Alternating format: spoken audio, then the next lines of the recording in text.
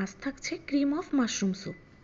450 গ্রাম mushroom ভালো করে ধুয়ে মুছে স্লাইস করে নেব। এবার প্যানে কিছুটা অলিভ অয়েল এবং মাখন গলিয়ে নিয়ে পেঁয়াজ কিউবগুলো গোল্ডেন ব্রাউন করে সতে করে নেব।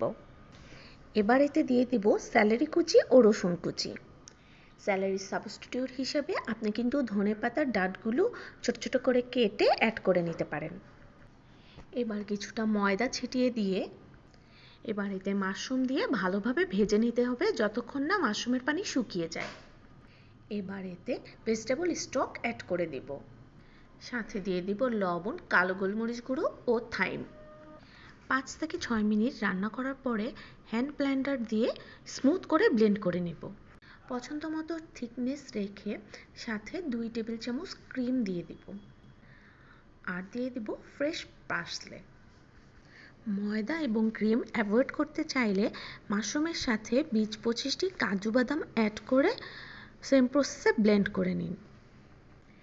এবার সার্ভিং বোলে মাশরুম স্যুপ দিয়ে উপর থেকে ক্রিম এবং অলিভ অয়েল দিয়ে গরম গরম পরিবেশন করুন ক্রিম অফ মাশরুম স্যুপ।